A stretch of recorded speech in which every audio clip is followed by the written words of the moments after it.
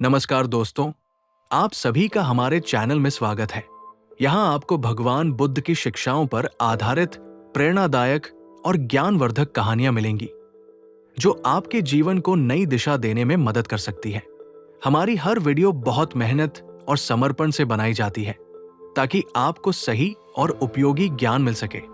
अगर आप ऐसे ही ज्ञान से भरे वीडियो आगे भी देखना चाहते हैं, तो हमारे चैनल को सब्सक्राइब करके हमारा साथ जरूर दें। तो चलिए आज का वीडियो शुरू करते हैं। दोस्तों, क्या आपने कभी सोचा है कि असफलता के पीछे सबसे बड़ी वजह क्या होती है? ना तो हमारी मेहनत की कमी, ना ही हमारी प्रतिभा की कमी, बल्कि असली कमी होती है एकाग्रता की, यानी फोकस की। हम सब ने कभी ना कभी यह महसूस किया है कि हम काम तो कर रहे हैं, पर मन कहीं और भाग रहा होता है। शरीर बैठा होता है किताबों के पास, लेकिन ध्यान भविष्य की चिंता, पुरानी बातें या सोशल मीडिया की दुनिया में भटक रहा होता है। गौतम बुद्ध ने कहा है, जिस तरह एक तीर सिर्फ तभी लक्ष्य पर लगता है जब धनुष एकाग्र हो, वैसे ही इंसान सिर्फ तभी सफल होता है जब उसका मन एक जगह पर टिके। आज के इस शोरगुल भरे जीवन में, जहां हर पल मोबाइल की नोटिफिकेशन, सोशल मीडिया का स्क्रॉल और हर चीज का एक साथ पीछा करने की आदत हमें बना चुकी है, बिजी वहीं बुद्ध कहते हैं, एकाग्रता ही सफलता की असली चाबी है। आज मैं आपको गौतम बुद्ध की 3 ऐसी कहानियां सुनाने जा रहा हूं, जो हमें सिखाती हैं कि कैसे ध्यान को एक दिशा में लगाकर हम असंभव को भी संभव बना सकते हैं। हर कहानी एक दीपक है जो आपके अंदर की भटकन को रोशनी में बदल सकता है। तो चलिए शुरू करते हैं और समझते हैं बुद्ध के दृष्टिकोण से ध्यान और सफलता का रहस्य। पहली कहानी शुरू करते हैं। बौद्ध भिक्षु एक पार्क में आराम कर रहे थे। वहां उन्होंने एक लड़के को देखा जो एक खाली पेज पर कठिन श्लोक लिखने की कोशिश कर रहा था, लेकिन गलतियों के कारण बार बार पेज फाड़ रहा था और हर बार नए पेज से शुरू कर रहा था। कुछ समय बाद लड़के का ध्यान बौद्ध भिक्षु पर गया तो लड़का तुरंत उनके पास गया और प्रणाम करके कहा, महात्मा, मैं पिछले 3 घंटे से इस श्लोक को सही से लिखने की कोशिश कर रहा हूँ, लेकिन हर बार कोई ना कोई गलती हो जाती है, जिससे मुझे शुरू से शुरुआत करनी पड़ती है। मुझे समझ नहीं आ रहा कि मैं क्यों नहीं लिख पा रहा हूँ। बौद्ध भिक्षु मुस्कुराए और बोले, बेटा, केवल फोकस की कमी के कारण ऐसा हो रहा है, क्योंकि एक साधारण इंसान अपनी ज्यादातर ऊर्जा बेकार की बातों और आदतों में लगा देता है, इसलिए लगातार मन भटकता है। ध्यान से काम करने का मतलब है अपनी पूरी ऊर्जा एक जगह पर लगा देना। बौद्ध भिक्षु ने पूछा, तुम लिखते समय जरूर किसी व्यक्ति या घटना के बारे में सोच रहे नहीं दोहराएगा? लड़के ने कहा, हाँ महात्मा जी, आज छुट्टी के दिन सबको बाहर खेलने का समय मिलता है, लेकिन मुझे यह काम पूरा करना है। शायद इसलिए मैं ठीक से फोकस नहीं कर पा रहा। बौद्ध भिक्षु ने कहा, ठीक है, अब इन सरल तरीकों को समझो, फिर तुम अपने काम को मन लगाकर कर सकोगे। लगातार गहरी सांस लो। बौद्ध भिक्षु ने कहा, जब भी तुम्हारा मन भटके तो 5 गहरी सांसें लो और अपना ध्यान काम और खेल दोनों से हटाकर अपनी सांसों पर लेकर आओ। जितना तुम अपनी सांसों को देखोगे, उतना ही तुम्हारा मन शांत होने लगेगा। काम को महसूस करो। जब तुम लिख रहे हो तब सब कुछ बारीकी से महसूस करो, जैसे पेन तुम्हारे हाथ को छू रही है, और लिखते समय जो आवाज हो रही है उसे भी ध्यान से सुनो। जब तुम सभी चीजों पर बारीकी से गौर करोगे तो ध्यान भटकना कम हो जाएगा और तुम्हारा मन और शरीर केवल एक काम में लगा रहेगा। तुम्हारा ध्यान काम पर इतना केंद्रित हो जाएगा कि तुम्हें समय का पता भी नहीं चलेगा। जब लड़के ने बौद्ध भिक्षु की बात मानी और गहरी सांसें लेते हुए फिर से लिखना शुरू किया, तो उसने पाया कि अब उसकी गलतियां कम हो रही थी और उसका काम भी जल्दी पूरा हो गया। उसने बौद्ध भिक्षु को धन्यवाद कहा। इस पर बौद्ध भिक्षु ने मुस्कुराते हुए कहा, याद रखो, जब मन और इंद्रियां एक काम में लग जाती हैं, तो ध्यान गहरा हो जाता है और यही सच्ची सफलता है। दूसरी कहानी। एक दिन एक युवक बौद्ध भिक्षु के पास पहुंचा। युवक के चेहरे पर परेशानी और हताशा साफ झलक रही थी। उसने बौद्ध भिक्षु से कहा कि गुरुवर, मैं बहुत समय से परीक्षा की तैयारी कर रहा हूँ। कई बार कोशिश की लेकिन हर बार असफल हो जाता हूँ। मुझे समझ नहीं आ रहा कि मुझसे कहाँ गलती हो रही है। बौद्ध भिक्षु ने उसकी बात ध्यान से सुनी। फिर पूछा, क्या तुम सच में परीक्षा पास करना चाहते हो? युवक ने कहा, हाँ गुरुवर, मैं बहुत मेहनत करने के लिए तैयार हूँ। बस मुझे यह बता दीजिए कि मुझे क्या करना होगा।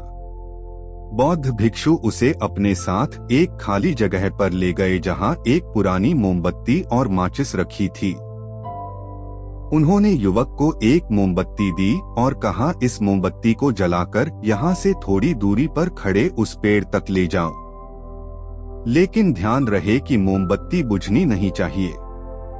बौद्ध भिक्षु यह कहकर वहां से चले गए। युवक ने माचिस से मोमबत्ती जलाई और धीरे धीरे मोमबत्ती लेकर पेड़ की ओर बढ़ने लगा। रास्ते में हल्की सी हवा चली जिससे मोमबत्ती की लौ हिलने लगी। युवक ने उसे बचाने की पूरी कोशिश की लेकिन मोमबत्ती बुझ गई। युवक वापस आया, मोमबत्ती फिर से जलाई और फिर से चल पड़ा। युवक ने यह प्रक्रिया कई बार दोहराई, लेकिन हर बार हवा का हल्का झोंका मोमबत्ती की लौ को बुझा देता। आखिर में थका हुआ युवक हाथ में बुझी हुई मोमबत्ती पकड़े वापस चला आया और निराश होकर बोला, गुरुवर, मैं इसमें भी असफल रहा। बौद्ध भिक्षु ने युवक से मुस्कुराते हुए कहा, क्यों?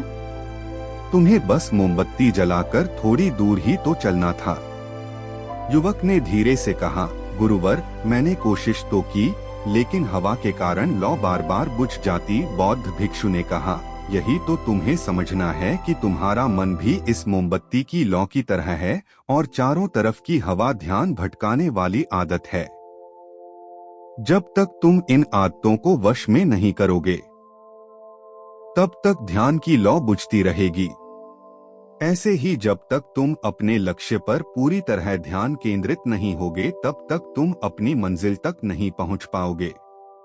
इसलिए मन को एकाग्र करो और जो काम करो उसमें पूरी तरह डूब जाओ। तुम्हारे प्रयास जरूर सफल होंगे। और याद रखो, सभी तरह के ज्ञान का मूल तत्व ध्यान है।